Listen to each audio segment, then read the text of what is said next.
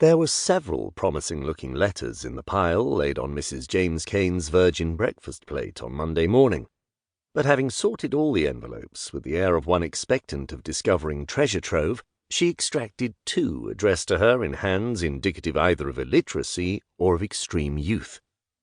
One was tastefully inscribed in red ink, the other appeared to have been written with a crossed nib trailing a hair. Both were addressed to Mr. and Mrs. James Cain, but the incorporation of her husband's style with her own Mrs. Cain very properly ignored. Both missives would undoubtedly open with the formula, "Dear Mummy and Daddy," but any share in their contents to which Mr. James Cain could lay claim would be indicated by the words, "Tell Daddy." Such information as was conveyed under this heading would be of a sporting nature. Urgent needs, ranging from money for the defraying of unforeseen and inescapable expenses to the instant forwarding of possessions only to be found after several days of intensive and exhausting search, would be addressed, with rare prescience, to Mummy. So it had been since the grim day of Master Silas James Cain's departure, at the age of 8, to his preparatory school in the West. So it was on this Monday morning in February. Although Master Silas Cain was beginning to take more than an aloof interest in such trials of knowledge as the Common Entrance Examination, and his junior, Master Adrian Timothy Cain, had been for several terms pleasurably employed in upholding the tradition set for him at St. Cyprian's of throwing himself wholeheartedly into all the more violent athletic pursuits, baiting unpopular masters, and doing as little work as was compatible with physical comfort. Had she been asked to do so, Mrs. James Cain could have supplied the inquirer with a very fair paraphrase of either of her elder son's letters.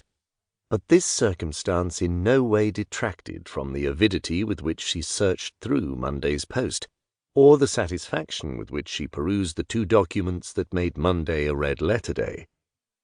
Neither contributed much to her knowledge of her offspring's mental or physical well-being. An anxious question addressed to Master Adrian on the subject of an unidentified pain, which might or might not turn out to be a grumbling appendix, had been left unanswered, together with an urgent command to Master Silas to find out from Mr. Kentmere when half-term will be, so that Daddy and I can make arrangements to come down. Both young gentlemen would have been much distressed by a failure on the part of their parents to put in an appearance at this function, but thus early in the term their minds were preoccupied with more pressing matters, chief amongst which was the need to replace the bath sponge of one Bolton Bagby, which, wrote Master Adrian Cain, got chucked out of the window of Big Dorm. Mr. James Cain, regaled with this passage, grinned and said, "Young devil, what's Silas got to say?" Mrs. James Cain, in loving accents, read aloud the letter from her firstborn.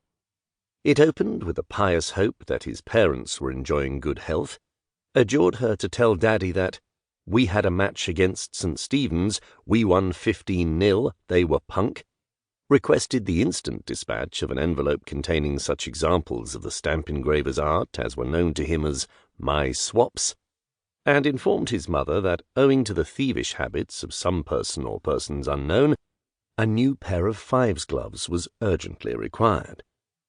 A disarming bracket added the words, "if you can manage it," and a postscript conveyed kindly words of encouragement to his sister Susan and his infant brother William. "So they're all right," said Mrs. Cain, restoring both these interesting communications to their envelopes. Mr. Cain did not ask her on what grounds she based this pronouncement.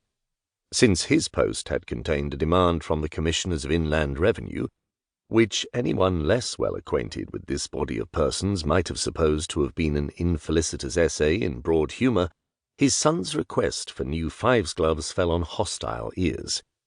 He delivered himself of a strongly worded condemnation of his wife's foolish practice of bringing up her children in the belief that their father was a millionaire. When she grew tired of listening to him, Mrs. Cain said simply, "All right, I'll tell him he can't have them." Mr. James Cain was a gentleman of even temper, but at these wifely words he cast upon his helpmate a glance of loathing, and said that he supposed he would have to see to it himself.